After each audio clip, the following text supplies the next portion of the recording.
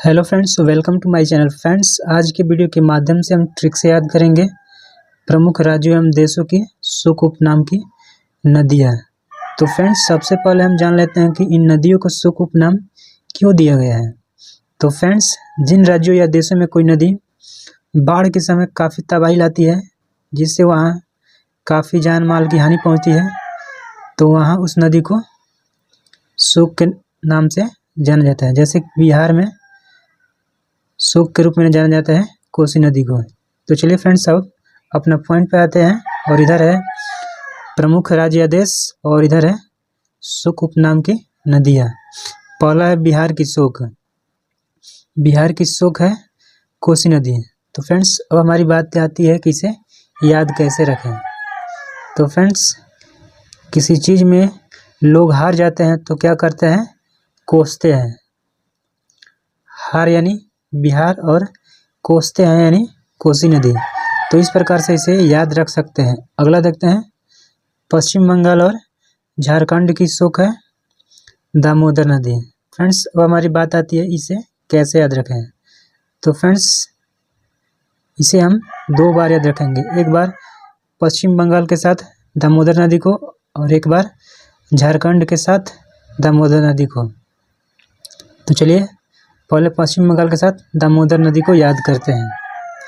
जैसा कि हम जानते हैं कि अधिकांश लोग बंगला में ही दाम यानी पैसा रखते हैं ताकि चोरी ना हो सके।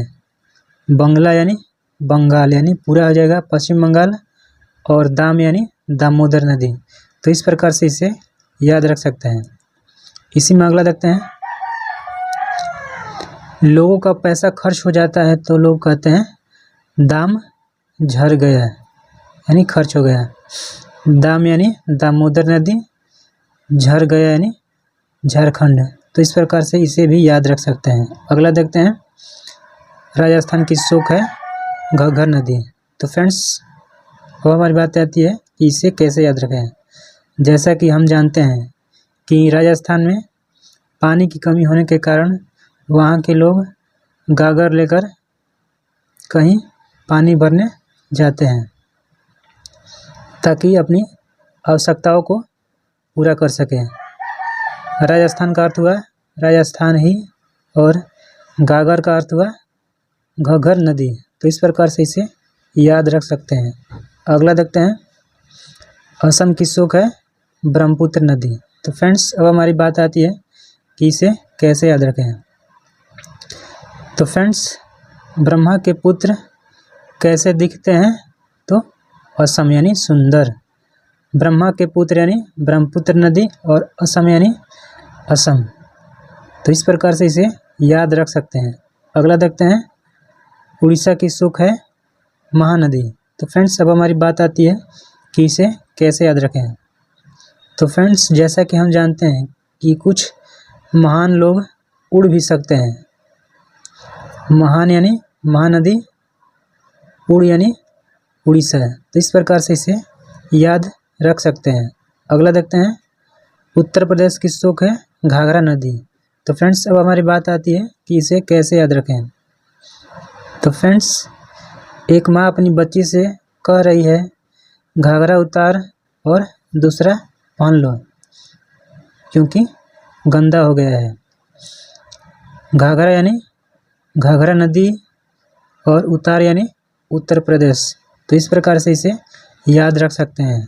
अगला देखते हैं, गुजरात की सुख है नर्मदा नदी। तो फ्रेंड्स, अब हमारी बात आती है इसे कैसे याद रखें। तो फ्रेंड्स, जैसा कि हम जानते हैं कि अधिकांशतः नर मादा रात में एक साथ रहते हैं। नर मादा यानी नर्मदा नदी और रात यानी गुजरात। तो इस प्रकार से इसे याद रख सकते हैं। अगला देखते हैं, आंध्र प्रदेश की सुख है कृष्णा नदी। तो फ्रेंड्स, अब हमारी बात आती है कि इसे कैसे याद रखें। तो फ्रेंड्स, जैसा कि हम जानते हैं कृष्ण के प्यार में गोपियाँ अंधा हो जाती थी। कृष्ण यानी कृष्णा नदी और अंधा यानी आंध्र प्रदेश। तो इस प्रकार से इसे याद रख सकते हैं। अगला देखते हैं, सिक्किम की सुख है तीस्ता नदी। तो फ्रेंड्स, अब हमारी बात आती है कि इसे कैसे याद रखें। तो फ्रेंड्स, एक व्यक्ति अपना किस्त में क्या जमा करता है? तो सिक्का। किस्त यानी तीस्ता नदी और सिक्का यानी सिक्किम। तो इस प्रकार से इसे याद रख सकते हैं। अगला देखते हैं, चीन की सुख है हवांगहो या पीली नदी। तो फ्रेंड्स, अब हमारी बात आती है कि इसे कैसे याद रखें।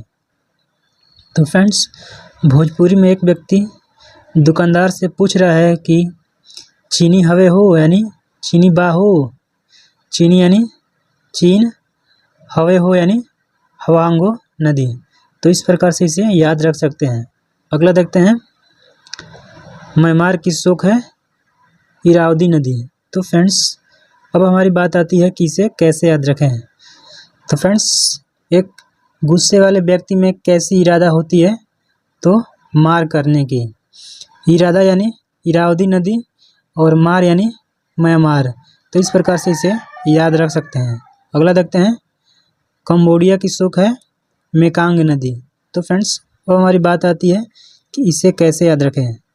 तो फ्रेंड्स, एक व्यक्ति दूसरे व्यक्ति से कह रहा है कंबोडिया यानी कम शरीर, मेक कर यानी मेक का अर्थ होता है बनाना। कंबोडिया यानी कंबोडिया ही और मेक यानी मेकांग नदी। तो इस प्रकार से इसे याद रख सकते हैं। फ्रेंड्स, अब हम देख लेते हैं इस टॉपिक से किस प्रकार के प्रश्न बनते हैं।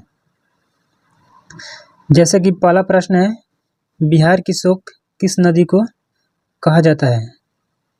ऑप्शन ए है गंगा नदी, ऑप्शन बी है कोसी नदी, ऑप्शन सी है कृष्णा नदी, ऑप्शन डी है दामोदर। तो फ्रेंड्स, यहाँ राइट ऑप्शन होगा बी यानी कोसी नदी।